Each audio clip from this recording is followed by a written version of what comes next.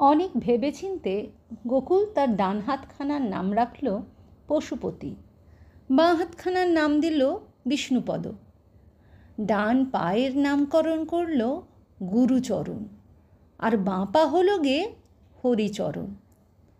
নাম রাখার পর অস্বস্তিটা একটু কমল তার, নইলে ভারী একা একা লাগছিল কটা দিন। এখন আর ততটা লাগছে না। চার চারটে বন্ধু মানুষ থাকলে অনেকটা ভরসা হয়। বউ তিত্তিরি কলের মিস্ত্রি গোবিন্দর সঙ্গে পালিয়ে যাওয়ার পর থেকেই গোকুলের নানা রকম ভাব হতে লেগেছিল।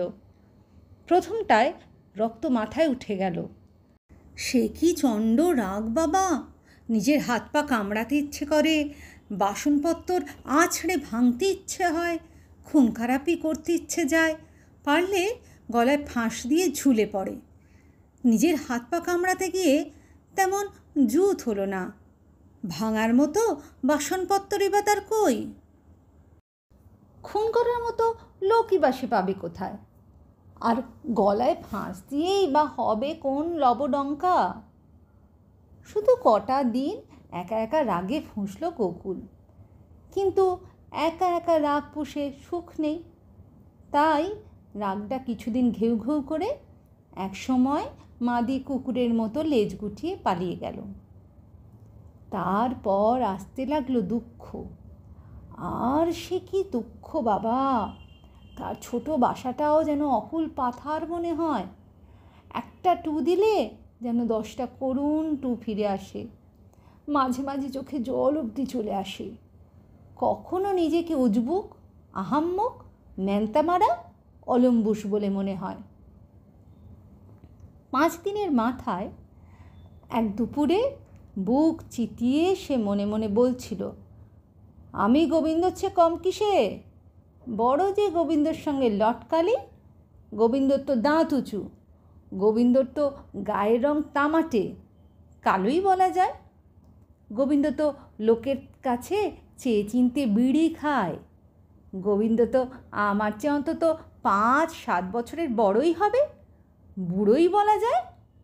গোবিন্দর বগল থেকে তো পচা কাঁঠালের গন্ধ বেরোয়। গোবিন্দর সঙ্গে কি তিত্তিরিকে কখনো মানায়? এই সময় কে যেন নিচু গলায় বলে ওঠে, যাই বলো বাপু, গোবিন্দ কিন্তু তোমার চেয়ে অন্তত আধ হাত লম্বা। ধর্মর করে উঠে বসল গোকুল। কে বলল কথাটা? কার এত বড় বুকের পাটা? সেই গলাটাই আবার বলে ওঠে, আমি পশুপতি, তোমার ডান হাত। তোমার সঙ্গে লেগে আছি বলেই মিছে কথা কইতে পারবো না বাপু। একটা দীর্ঘশ্বাস ছেড়ে তার বাঁ হাত বিষ্ণুপদও বলে উঠল, কিছু মনে করো না বাপু, গোবিন্দর দাঁত একটু উঁচু মতো হলেও বেশ ছকছকে, আর গোবিন্দর বগল থেকে মোটেই পচা কাঁঠালের গন্ধ বেরোয় না, বরং কাঁঠালি চাঁপার গন্ধ বেরোয়। আমার তো বেশ লাগে, বরং তোমার বগলেই জুতোর শুকতলার গন্ধ। ওয়াক্থু একটা গলা খাঁকারি শোনা গেল, গুরুচরণ। গলাটা ঝেড়ে ঝুড়ে বলল, সত্যি কথা বলবো তাতে ভয় কিসের?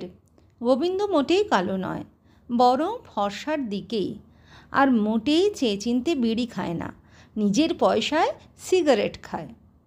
হরিচরণই বা বাকি থাকে কেন? এতক্ষণ চুপচাপ থাকার পর হঠাৎ তেড়ে উঠে বলে, আর চুপ করে থাকা গেল না হে, মুখ খুলতেই হলো। গোবিন্দ তোমার চেয়ে কোন হিসেবে বয়সে বড় হলো বলো তো? সেই ক্লাস 1 থেকে তোমরা এক ক্লাসে, ক্লাস 8-এ ফেল মেরে তুমি স্কুল থেকে সটকালে, আর গোবিন্দ মাধ্যমিক পাশ। তিত্তিরিকে তো তার পাশেই বেশি মানায় বলে আমার ধারণা। ভারী হতভম্ব হয়ে গেল গোকুল। বলল, তোরা আমার বন্ধু না শত্রুর? 4 জন সমস্বরে বলে উঠল, আমরা তোমার বন্ধুই, কিন্তু ন্যায্য কথা বলতে ছাড়বো না বাপু। বুড়ি মাটা বেঁচে থাকলেও না হয় হতো, একটা পাহারাদার ছিল, কিন্তু এই গত শিবরাত্রির পরদিন মাটাও টুকুস করে মরে যাওয়ায় আরও চিত্তির। তার বিয়ের বয়স 2.5 বছর, আর ওই 2.5 বছরে তিত্তিরির সঙ্গে ভারী ভাব ভালোবাসা হয়ে গিয়েছিল তার। একেবারে আমে দুধে মিশে গেলে যেমনটা হয়। জাহাজ মেয়ে ছেলে বটে, তলে তলে যে গোবিন্দর সঙ্গে সাঁট চলছিল তা একটুও বুঝতে দেয়নি। একদিন দুপুরে তেতে পুড়ে বাড়ি ফিরে দেখল সব ফক্কা। সে একটা মাত্র বউকেই বশীকরণ করতে পারল না, আর কানাই মিস্ত্রির দুটো খোঁটায় বাঁধা গরুর মতো পোষমানা বউ। একের বেশি বিয়ে নাকি করতে নেই, আইনে নাকি আটকায়। তা কানাই মিস্ত্রির তো আটক বাধক কিছুই হল না বাপু। দুটো গোলগাল ট্যাপাটোপা বউ কেমন মুখ বুজে দিব্যি সংসার সামাল দিচ্ছে, দেখলেও চোখ জুড়িয়ে যায়। ঝগড়াঝাটি হয় না যে তা নয়, তবু একসঙ্গে আছেও তো। তিত্তিরির মতো গোবিন্দ হেন হেক্করের সঙ্গে পালিয়ে যায়নি তো। তাকে দেখেই বড়গিন্নি তেলে বেগুনে জ্বলে উঠে বললেন, না বলে কয়ে 4 দিন কামাই দিলে যে বড়, ছিষ্টির কাজ পড়ে আছে, করে কে রে পোড়ার মুখো। অজুহাত হিসেবে বাঁ হাতে একটা ন্যাকড়া জড়িয়েই এসেছে গোকুল। একেবারে মাটির মানুষটি হয়ে মিঠে গলায় বলল, আগে বিষ্ণুপদর একটু চোট হয়েছিল কি না, সেই জন্যই আশা হয়ে ওঠেনি। আমলো যা, বিষ্ণুপদটা আবার কে? আর তার চোট হলে তোকেই বা কামাই করতে হবে কেন? আগে বিষ্ণুপদ আমারই বাহাত্তার নাম কি না? বড়গিন্নি একটু হাঁ হয়ে চেয়ে থেকে বললেন বটে, তোর আবার হাত পায়েরও নাম আছে নাকি? বিনয়ে বিগলিত হয়ে গোকুল বলে, তার নেই? আমার ডান হাতের নাম পশুপতি, ডান পায়ের নাম গুরুচরণ, বাঁ পায়ের নাম হলো গে হরিচরণ। তোর মাথার তো বেশ দোষ আছে দেখছি। আছে, গোকুল জানে তার মাথার দোষ আছে। শুধু মাথাই বা কেন, শরীরের আরও নানান জায়গায় তো দোষ আছে নিশ্চয়ই, নইলে বউ পালাবে কেন? বিনয়ের সঙ্গেই বলল, আগে তা আছে একটু।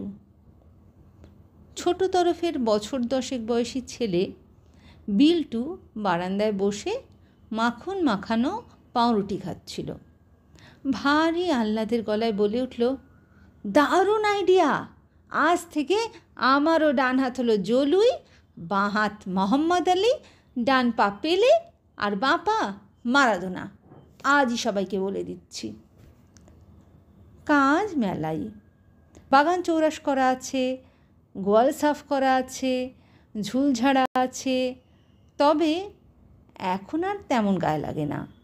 সে তো এখন আর একা নয়, তারা 5 জন, দুটো হাত, দুটো পা, আর সে স্বয়ং গোকুল। আজকাল 4 স্যাঙাতের সঙ্গে নানা কথাবার্তাও হয় তার।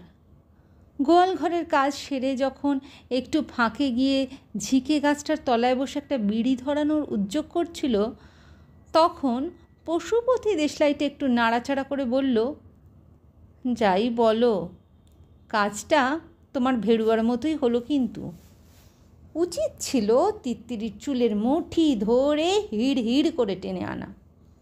মেয়ে মানুষকে দাবিয়ে রাখতে হলে কলজের জোর লাগে।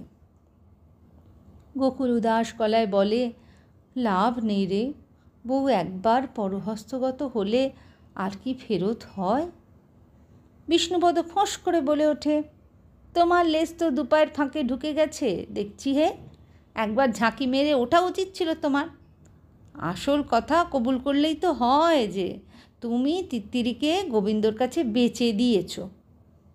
উত্তেজিত হয়ে গোকুল বলে, খবরদার, মুখ সামলে, মুখ সামলে। বিষ্ণুপদ খ্যাক করে একটু হেসে বলে, সত্যি কথা বলেছি তো, তাই তোমার আঁতে লেগেছে। গুরুচরণ মুখ তুলে বলে, আঁতে লাগারই কথা কি না? কানাই মিস্ত্রির কাছে তোমার 3 বিঘে জমি বাঁধা ছিল, সেটা ছাড়াতে ভালো মানুষের পো গোবিন্দ যে তোমাকে লাখখানেক টাকা হাওলাত দিয়েছিল, তা দিয়ে তুমি কি করেছিলে মনে নেই? বলভদ্রের আড্ডায় জুয়ো খেলে উড়িয়ে দিয়েছিলে। এখন যদি গোবিন্দ তোমার গলায় গামছা দিয়ে টাকা আদায় করতে চায়, তাহলে তো অথই জলে পড়বে বাপু। গোকুল ফুঁসে উঠে বলে, মোটেই আমি জুয়ারি নই। টাকাটা একটু বাড়ি নেওয়ার জন্যই জুয়ায় লাগিয়েছিলাম ঠিকই, কিন্তু কপাল খারাপ বলে গচ্চা গেছে। হরিচরণ ফুট কেটে বলে ওঠে, জমিটা ছাড়াতে পারলে আজ কিন্তু তোমার এই দুর্দশা হতো না হে গোকুল। এখন কানাই মিস্ত্রির কর্য শোধ দিতে তোমাকে চাকরের অধম খাটতে হচ্ছে। আমারও সন্দেহ হয় তুমি ফাঁদে পড়ে বউকে বেচে দিয়েছ, নইলে তিত্তিরিকে খুঁজে বের করতে তোমার এত গড়িমসি কেন? তোমার যেন গা নেই? অন্তত পুলিশের কাছে একটা এত্তেলা দিয়ে রাখতে পারতে তো। গোকুল একটু মিয়ে গিয়ে মিনমিন করে বলে, তোমরা বন্ধু মানুষ হয়ে এভাবে আমার পিছুতে লাগবে জানলে কোন শালা তোমাদেরকে ইয়ার বন্ধু বানাতো? পুলিশের কাছে এত্তেলা দেওয়া কি সোজা? তারা কি আমাদের মতো মনীষীকে পোকামাকড়ের অধিক মনে করে? তা গোবিন্দ যে তার বন্ধু ছিল তা না মেনে উপায় নেই। একেবারে ন্যাংটাবেলার বন্ধু। এও মানতে হবে যে গোবিন্দ তার বেশ কিছু উপকারও করেছে। তা বলে সেই উপকারের শোধ কি এইভাবে নিতে আছে? বড়বাবু চোখ পাকিয়ে কঠিন মুখ করে বললেন, বউ পালিয়েছে নাকি মেরে পুঁতে দিয়েছিস?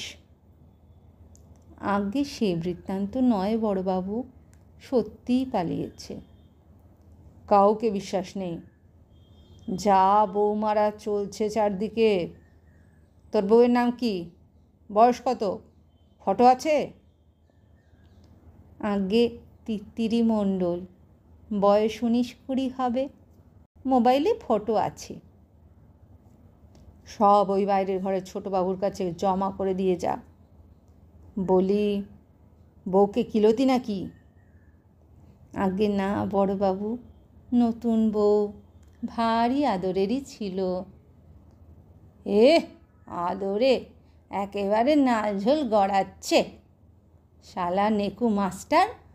পরে যদি শুনি যে কিলতি, তাহলে 5 মোড়া করে ধরে এনে উল্টো করে ঝুলিয়ে লাঠি পেটা করব, মনে থাকে যেন। আগে মা কালীর দিব্যি। কার সঙ্গে পালিয়েছে বললি? আগে গোবিন্দ পুরকাইত। সেটা আবার কে? আগে আমারই বন্ধু মানুষ, কিন্তু আজকাল কাউকে বিশ্বাস নেই কি না? তুই তো দেখছি ভারী জ্ঞানী লোক রে, তা জ্ঞানে তো দেরিতে হলো কেন? বলি, বউকে ঠান্ডা করতে পারতিস না নাকি কোমরের জন্যেই? বউকে ঠান্ডা করতে না পারলে তো পালাবেই। মরদ হতে না পারলে এখন কান্নাকাটি করে লাভ আছে কিছু? বেশ করেছে অন্যের সঙ্গে ভেগেছে, পুরুষাঙ্গের জন্যেই নাকি কান্না কাঁদতে এসেছে। যা যা বেরো। যে আগে বলে মেঝেয় বসা অবস্থা থেকে উঠতে যাচ্ছিল গোকুল। বড়বাবু জিজ্ঞেস করলেন, কি করিস যেন তুই? আগে চাষবাস ছিল একটু আগে, এখন কানাই মিস্ত্রির গুদমের ম্যানেজার। বলিস কি, তুই ম্যানেজার? তবে তো তুই মস্ত লোক রে। সেরকম কিছু নয় বড়বাবু, ওই আউন্তি জাউন্তি মালের হিসেব রাখতে হয় আর কি। তাছাড়া বাড়িতে গিন্নিমার ফাই ফরমাস খাটা আছে, রাতের পাহারাদার মদন খটিক বা যদু ঘোড়ামি কামাই করলে গুদমে রাত পাহারাও দিতে হয়। নাইট ডিউটি, কাঁচা বয়সের বউ ঘরে ফেলে নাইট ডিউটি, তবে তো ওসব হবেই। বাড়িতে তোর আর কে কে আছে? আগে কেউ নেই তো। তাহলে তো বউ ভেগে যাবেই। বলি, তোর সঙ্গে তোর বউয়ের যে বিয়ে হয়েছিল তার কোনো প্রমাণ আছে? আগে বন্ধু বান্ধবরা সাক্ষী দেবে। শুধু সাক্ষীতে কি হয় রে? লিখিত বলিতে কিছু আছে? আগে না। তোর বউ যদি বলে তোর সঙ্গে তার মোটে বিয়েই হয়নি, তাহলে? অত বড় মিথ্যে কথাটা বলতে পারবে? তা পারবে না কেন? বড্ড কাঁচা কাজ করে ফেলিস তোরা। এখন আঙুল চুষগে যা। তবে কি কাজ হবে না বড়বাবু? তা কিছু বলা যাচ্ছে না। এ হলো মেয়ে ছেলেদের যুগ, তারা যা বলবে তাই হবে। এখন বিদে হতো, তোর সঙ্গে অনেক বকবক করা হয়েছে, খামোখা সময় নষ্ট। থানার বাইরে বাঁশের বেড়া আর টিনের ছাউনিওয়ালা একটা গরিব গোছের চায়ের দোকানের বেঞ্চে বসে যখন চা আর কোয়ার্টার পাউরুটি খাচ্ছিল গোকুল, তখনও তার হতভম্ব ভাবটা যায়নি। জীবনে সে কখনো থানা পুলিশের ছায়াও মাড়ায়নি।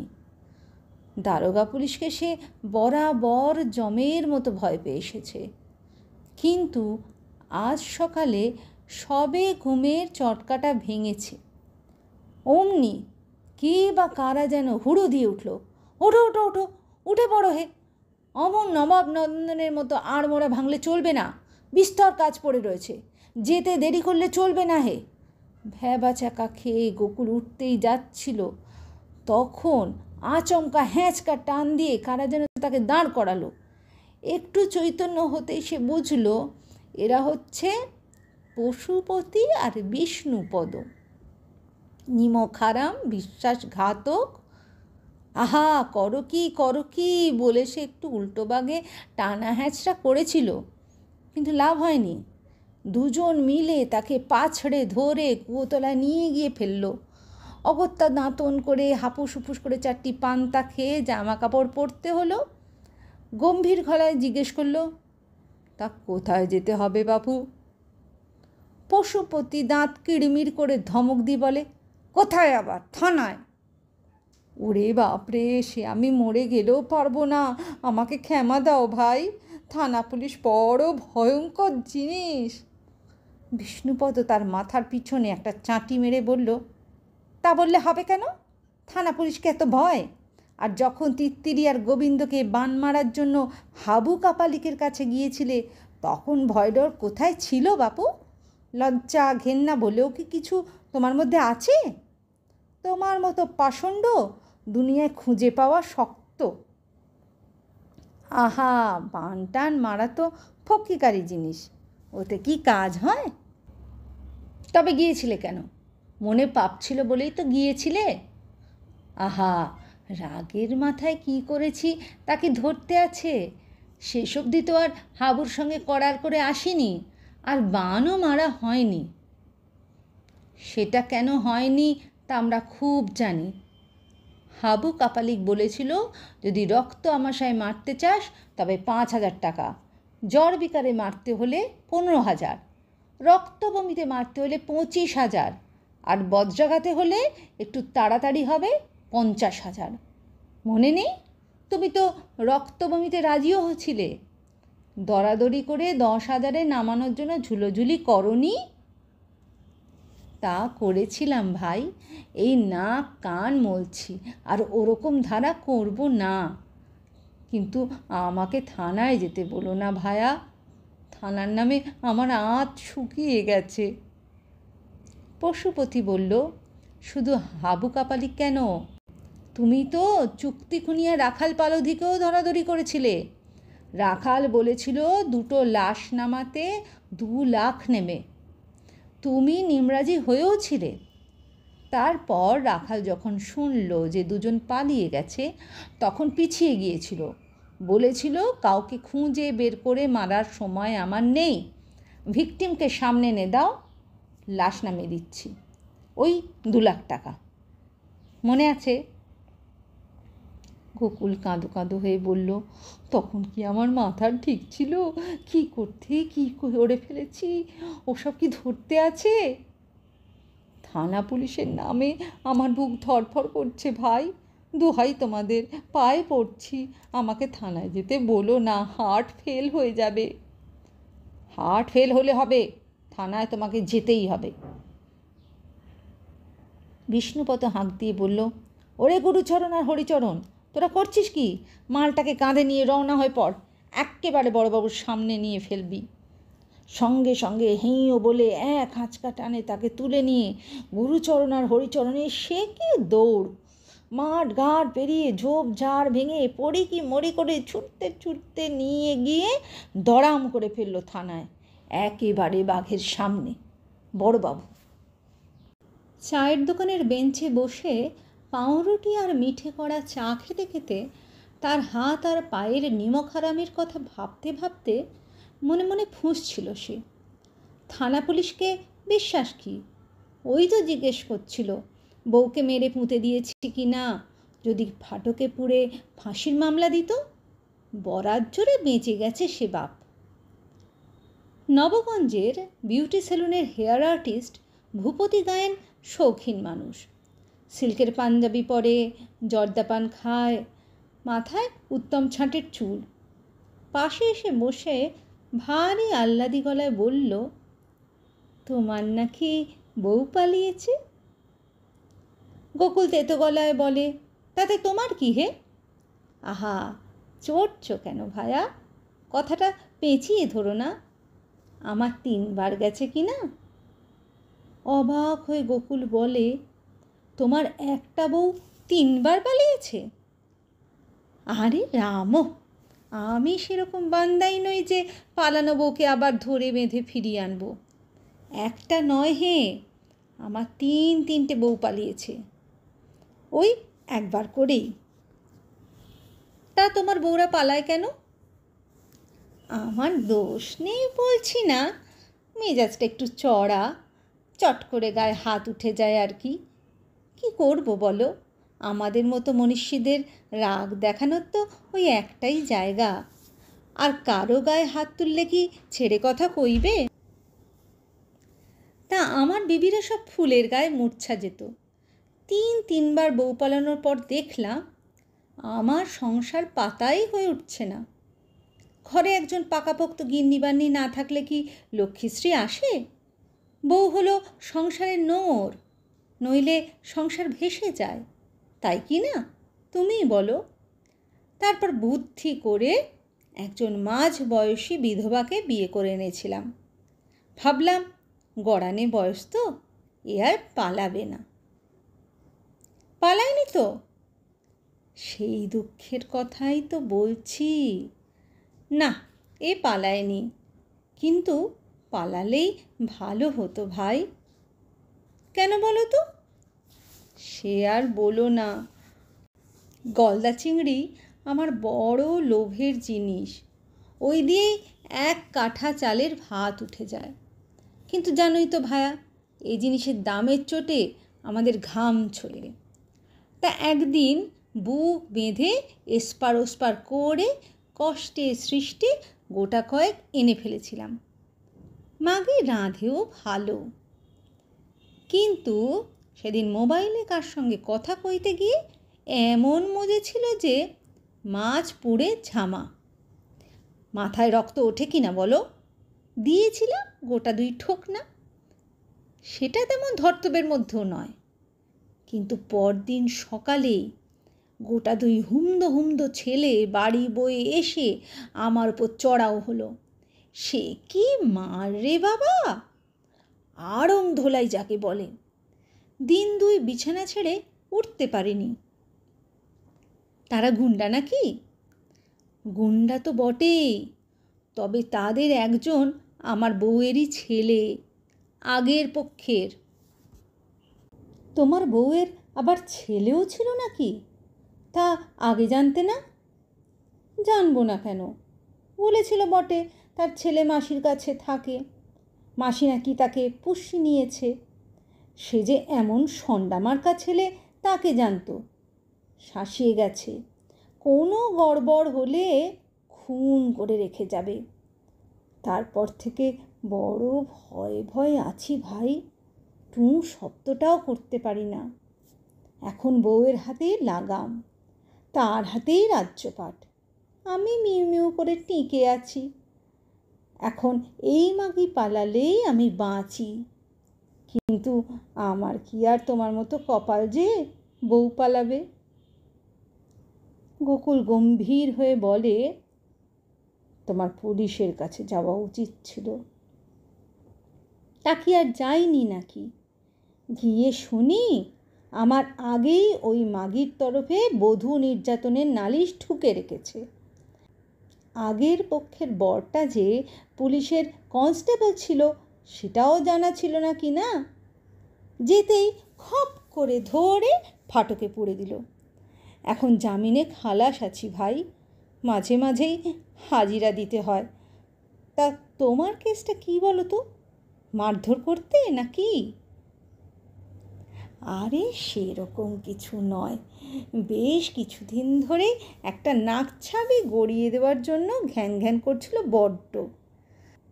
জ্বালাতন হয়ে একদিন একটা আলতো করে ঠোকনা দিয়েছিলাম আর কি। হঠাৎ পশুপতির চাপা হুঙ্কার শোনা গেল, মিথ্যুক মিথ্যুক। মাত্র একটা ঠোকনা? গোকুল তাড়াতাড়ি বলে উঠল, একটা নয়, ঠিক হিসেব নেই, 2-4টে হবে বোধ হয়। গুরুচরণ ফোঁস করে উঠল, আর লাথি?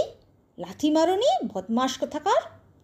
সেই পাপটা তো আমাকে দিয়ে করিয়েছিলে।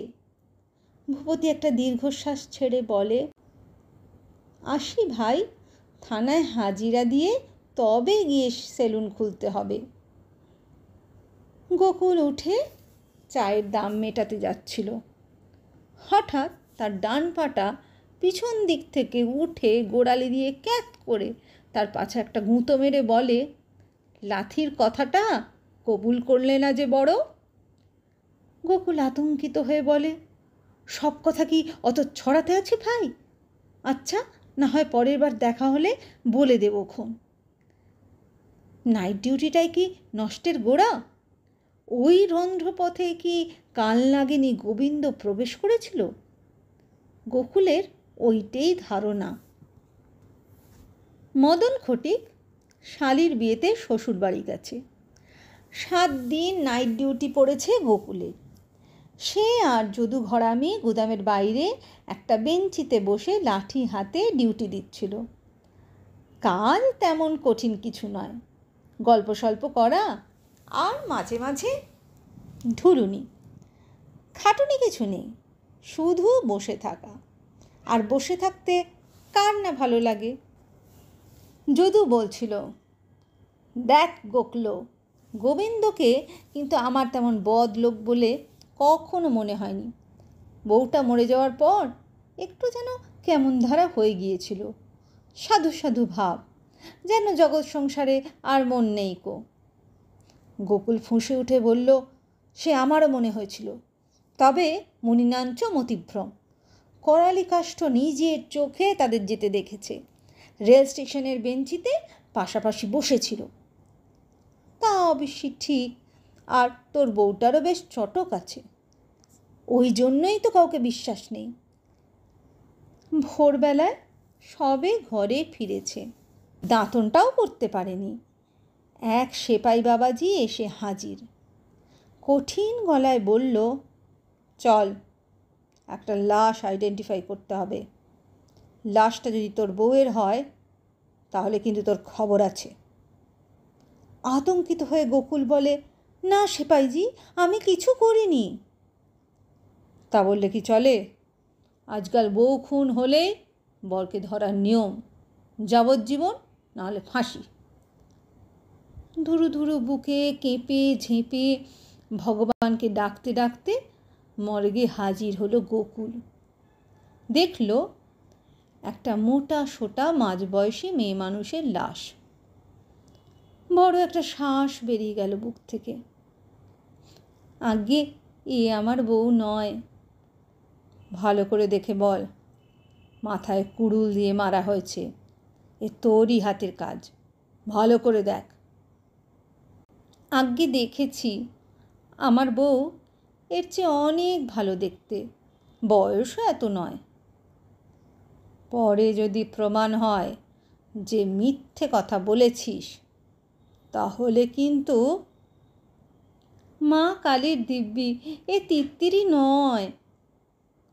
7 দিনে আরও তিনটে মেয়ে মানুষের লাশ মর্গে গিয়ে দেখতে হলো তাকে। বরাত জোরে তারা কেউ তিত্তিরির ধারে কাছেও নয়।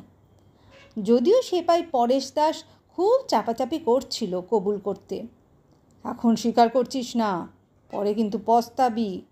3টে লাশের মধ্যে একটাও তোর বউয়ের নয়, এ কি হতে পারে? দিন 7 বাদে আবার থানা থেকে হাজির হওয়ার হুকুম হলো। বড়বাবু চোখ পাকিয়ে বললেন, পুলিশকে নাকে দড়ি দিয়ে ঘোরানোর চেষ্টা, চাপকে লাল করে দেব হারামজাদা। ভয়ে কাঠ আর বাক্যহারা আর সরু হয়ে দাঁড়িয়ে রইল গোকুল। মাথা ঝিমঝিম। ভগবানও তার মতো মনীষীর পক্ষে নেই, থাকার কথাও নয়।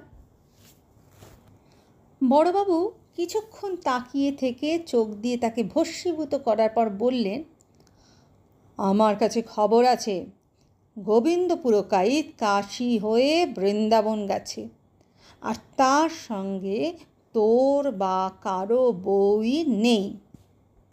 পুলিশের কাছে মিছে কথা বলার জন্য তোর কি হতে পারে জানিস? গোকুল ভ্যাক করে কেঁদে ফেলে বলে ওঠে, করালি কাষ্ঠ যে নিজের চোখে তাদের স্টেশনের বেঞ্চিতে বসে থাকতে দেখেছে। বড়বাবু বাঘের মতো গর্জন করে উঠলেন, ফের মিছে কথা! ছাল চামড়া ছাড়িয়ে নেব শুয়োরের বাচ্চা। বল, বউটাকে কোথায় গুম করেছিস? 7 দিনের মধ্যে যদি কবুল না করিস, তাহলে কিন্তু তোর কপালে কষ্ট আছে। বাপের বাড়ি যায়নি, আত্মীয় স্বজনের বাড়িতে যায়নি, মোবাইল বন্ধ, তবে কি বউটা হাওয়া হয়ে গেল? খুন করে কোথায় পুঁতে রেখেছিস, নাকি কেরোসিন ঢেলে জ্বালিয়ে দিয়েছিস? তা তুই ছাড়া আর কে জানে? মায়েরি না বড়বাবু, মা কালীর দিব্যি, দূর হ সামনে থেকে। 7 দিনের মধ্যে তোর বউয়ের খবর যদি না পাই, তবে খুনের দায় তোকেই পাকড়াও করব, মনে থাকে যেন। এ যে উল্টো প্যাঁচে পড়া গেল ভগবান! এখন তাকেই খুঁজে বের করতে হবে বউ কোথায় গেল। এ জানলে কোন শালা থানায় আসতো? নিমকহারাম পশুপতি, হাড়ি হারামজাদা বিষ্ণুপদ, মিটমিটে শয়তান গুরুচরণ আর পাজির পয়জার হরিচরণ মিলে তার বেঁচে থাকাটাই কেরোসিন করে দিয়েছে। হয়রান হয়ে বাড়ি ফিরেও স্বস্তি নেই। 4টি খেয়ে একটু গড়িয়ে নেবে বলে বিছানায় সবে শুয়েছে, অমনি পশুপতি আর বিষ্ণুপদ দুজনে মিলে তার গলা টিপে ধরল। শুয়ে আরাম করছে যে বড়, এই কি তোমার আরামের সময়? বউটা কোথায় গেল, কোথায় পড়লো না মরলো তার ঠিক নেই, এই কি চোখ মটকাবার মতো আরাম করার মতো মক্কা পেয়েছো? ওঠো ওঠো, উঠে পড়ো, ভেবে দেখো তার কোনো সই বা বান্ধবীর কথা মনে পড়ে কি না? বাপের বাড়ি না গিয়ে থাকলে কোথাও একটা তো যাবে। ভাবো ভাবো, কোষে ভাবো দেখি, কিছু মনে পড়ে কি না? গলায় টিপুনির চোটে করে যুবক কোলটানোর দশা হলো গোকুলের। হাঁপাতে হাঁপাতে উঠে বসে বলল, আমাকে মারবি নাকি? আমাকে মারলে তো তোরাও মরবি। 4 জনের সমস্যারে বলে উঠল, তাতে কুছ পরোয়া নেই, আমাদের মরাটা তুচ্ছ, তোমার মরাটাই আসল। ওরে বাবা, দাঁড়া বাপু দাঁড়া, একটু ভাবতে দে। ভাবো ভাবো, খুব তলিয়ে ভাবো দেখি, নইলে কিন্তু হুজ্জত হতেই থাকবে। আমরা বড় ভালো লোক নই, এই বলে রাখছি। সেটা বুঝতে আর বাকি নেই গোকুলের। ভয়ে তার কাপড়ে চোপড়ে হয়ে যাওয়ার মতো অবস্থা। এই শত্রুদের সঙ্গে সারা জীবন বাস করতে হবে ভাবলেই যেন আজ শুকিয়ে যায় তার। উঠে আসন পিঁড়ি হয়ে বসে চক্ষু বুজে শিরদাঁড়া সোজা করে সত্যি ভাবতে বসলো গোকুল। প্রথমটায় কিছুই মনে পড়ছিল না, শুধু ধু ধু, তারপর আরও ধুধু। 3 নম্বর ধুধুর পর একটা আবছা মতো নাম মনে পড়ল বটে, শেফালি। পশুপতি ঠাস করে তার গালে একটা চড় কষিয়ে বলে, শুধু শেফালিতে কি হবে? আগু পিছু কিছু নেই? ঠিক মতো মন দাও, আরও ডুব দাও, হে গভীরে ডুব দাও। এই দিচ্ছি। চটটা অত জোরে মারার কি খুব দরকার ছিল? আর একটু আস্তে আলতো করেও তো মারতে পারতে। চেষ্টা করছি, দেখছো তো। এ হলো শঠে ষাটঠং। ভাবতে গিয়ে যদি ঘুমিয়ে পড়ো, যাতে না পড়ো তার জন্যেই এই ব্যবস্থা। বুঝেছি বলে ফের ভাবনায় ডুব দিল গোকুল। খানিকটা তলিয়ে গিয়ে দুপুরের মতো হাতড়াতে হাতড়াতে হঠাৎ গুণ শব্দটা পেয়ে ভুস করে উঠে এলো। হেঁকে বলল, পেয়েছি হে, মেয়েটার নাম শেফালি গুণ। তার খুব আদরের সই। শেফালির কথা শুরু হলে আর তাকে থামানো যেত না। বিষ্ণুপদ তার ঘাড়ে ধরে একটা ঝাঁকুনি মেরে বলল, আরও ভাবো, আরও তলিয়ে একেবারে গভীরে চলে যাও। তা গোকুল একটা কোঁত পেড়ে ফের তলিয়ে গেল এবং অনেকক্ষণ বাদে হাঁপাতে হাঁপাতে উঠে এসে বলল, হয়েছে হে, হয়েছে, পেয়েছি। তার খুব পেয়ারের সই হলো শেফালি গুণ। তার বিয়ে হয়েছে গাংপুরে। পশুপতি গম্ভীর গলায় বলে, পরের নামটা কে বলবে? তোমার বাবা? গোকুল কাতর গলায় বলে, দাঁড়াও বাপু, দাঁড়াও। শেফালির বরের নাম মনে করা কি সোজা কথা? সময় লাগবে। সময়ের কিন্তু দাম আছে, মনে রেখো। এখন আবার ডুব দাও, মনে না পড়া পর্যন্ত আর মুখ দেখিও না। তাই হবে বাপু। তিত্তিরি খুব বকবক করতে ভালোবাসে। কত যে তার ছেলেবেলার গল্প করত তার হিসেব নেই। গোকুল খানিক শুনত, শুনতে শুনতে ঘুমিয়েও পড়ত। শেফালির বরের নামটাও শুনে থাকবে, শোনারই কথা, কিন্তু মনে পড়বে কি? মনে না পড়লে তো বিপদ। তাই গোকুল এবার এমন ডুব দিল যে ভেসে ওঠার নামই নেই। ঘণ্টাখানেক পার করে যখন ফের ভেসে উঠল গোকুল, তখন তার মুখে বিজয়ীর হাসি। এক গাল হেসে বলল, মনে পড়েছে হে, শেফালির বর হলো গে বিনোদ গুণ, গাংপুরের মস্ত পাইকার, হুলুস্থুল অবস্থা, মেলা টাকা। বিষ্ণুপদ তার বাঙালে একটা ঠোকনা মেরে বলল, বিনোদের টাকার খতেনে আমাদের কি দরকার? আমরা কি সেখানে ডাকাতি করতে যাচ্ছি? গুরুচরণ নিচে থেকে হাঁক মেরে বলল, গাংপুরের বাস খালের ওপারে শম্ভুগঞ্জ থেকে ছাড়ে, একটা সকাল 6টায় আর একটা দুপুর 3টে। সাঁকোটা ভেঙে পড়েছে গত বছর, এখনও সারানো হয়নি। হেঁটে খাল পেরিয়ে বাস ধরতে হবে ভাই সকল। তোমরা রাজি তো? সঙ্গে সঙ্গে পশুপতি, বিষ্ণুপদ আর হরিচরণ এক বাক্যে বলে উঠল, রাজি, রাজি। এরা যে তার পরামর্শ নিল না, গ্রাহ্যই করল না তাকে, তার জন্য একটু গাল ফুলল গোকুলের। তবে সে ভয় আর রাগ কাড়ল না, যা হচ্ছে হোক। হঠাৎ পশুপতি বলে ওঠে, তা বলে খালি হাতে যাবে নাকি? নাকছাবি হবে না? বিষ্ণুপদ বলে, হবে না মানে? ঘাড়ে হবে, এক্ষুনি নগেন স্যাঁকড়ার কাছে যাওয়া যাক। গোকুল খুব ভদ্রভাবে নরম করে বলে, আচ্ছা, এত তাড়াহুড়োর কি আছে? সে আসুক না, তখন দেখা যাবে খন। পাগল নাকি? শুভস্য শীঘ্রম। অগত্যা গোকুলকে উঠতে হলো, নগেন স্যাঁকড়ার কাছে যেতে হলো, নাকছাবি কিনতে হলো।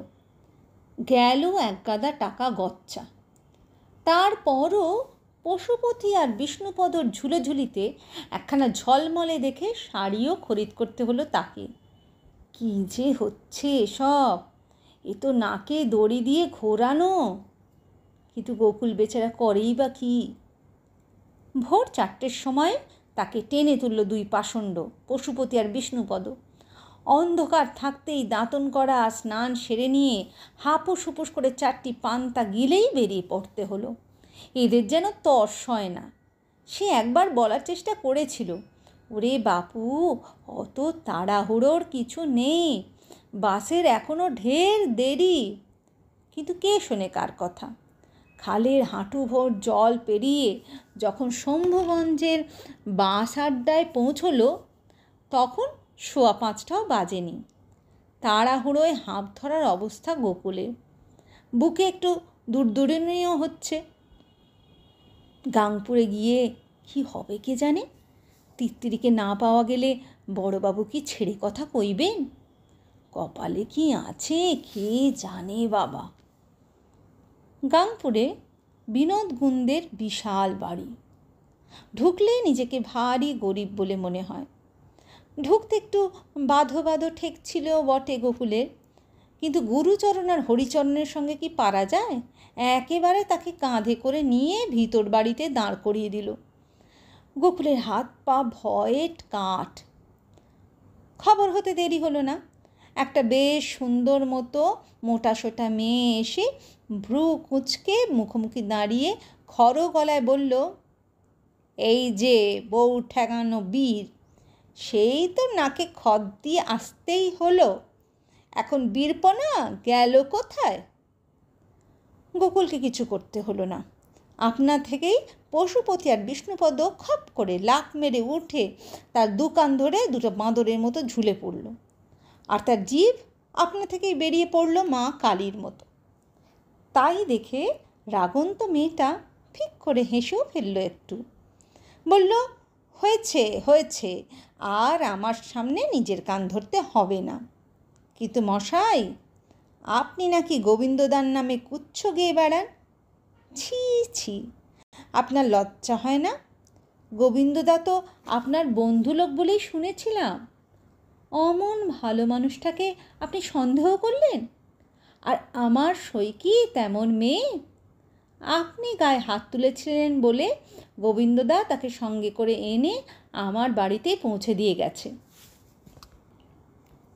পশুপতি তার ডান দিকের পেটে একটা গুঁতো দিতেই সে কাঁদো কাঁদো হয়ে বলল, বড় ভুল হয়ে গেছে বোন, আর জীবনে কোনো দিন এমন হবে না। শেফালি বলে, কথাটা মনে থাকে যেন, এরপর কিছু হলে আমার সই কিন্তু আর ফেরত যাবে না। এখনও যাবে কি না জানি না, না গেলে এ বাড়িতেই বরাবর থেকে যাবে কিন্তু। বলে ভিতর বাড়ির দিকে মুখ করে উঁচু গলায় ডাকলো, ওরে তিত্তিরি, আয়, কে এসেছে দেখে যা। তিত্তিরি এসে দাঁড়ালো, মুখে আষাঢ়ের মেঘ, চোখে বিদ্যুতের শিখা। নিজে থেকে কিছুই করতে হলো না গোকুলকে।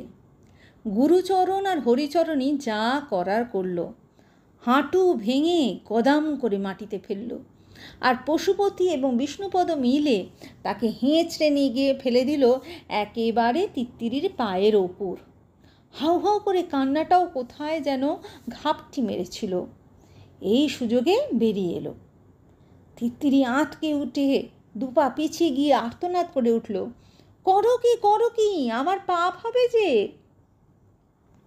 শেফালি বলে, ওরে, কেষ্ট ঠাকুরও তো রাধারানীর পা ধরেছিল, পাপ হবে কেন, একটু ধরুক না। পা ধরাধরিতে তিত্তিরির মুখের মেঘটা একটু হালকা হয়েছিল। কিন্তু গোকুলের হাত আর পায়ের বাড়াবাড়ির কথাও বলতে হয়। পায়ে ধরা যখন হয়েই গেছে, তখন আবার কান ধরে ওঠবোস করারও কি দরকার ছিল? গোকুলকে গ্রাহ্য না করে পশুপতি আর বিষ্ণুপদ ফের তার দোকান ধরে ঝুলে পড়ল।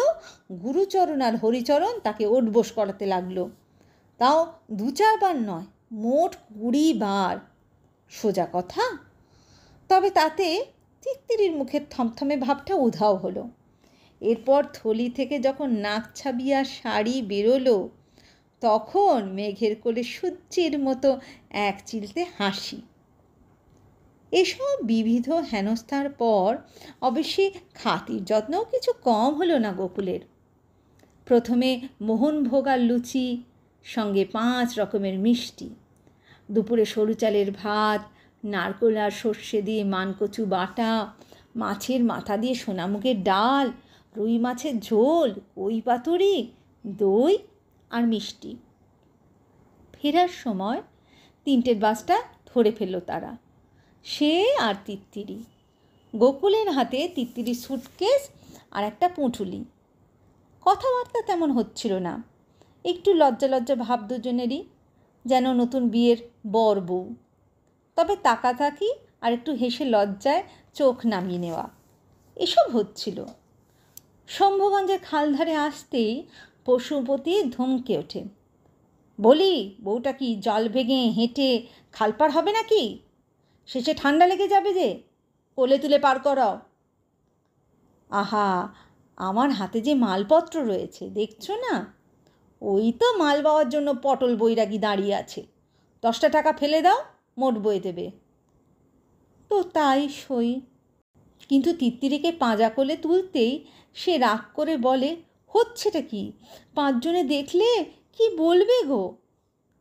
উপায় নেই বউ, আমার ওপর হুকুম জারি হয়েছে। তিত্তিরি মুখ লুকিয়ে বলে, মরণ। সূর্যি ডুবো সময় তারা ঘরে ফিরল। ঘরটা এখন আঁধার হওয়ারই কথা, কিন্তু ঘরে ঢুকে আশ্চর্য হয়ে গোকুল দেখে চারিদিকে যেন আলোয় আলোয় ভরে আছে। প্রজাপতি ওড়াউড়ি করছে, মৌমাছি গুনগুন করতে লেগেছে, ফুলের সুবাস আসছে যেন কোথা থেকে। বউ ঘরে এলে এরকমই হয় বুঝি?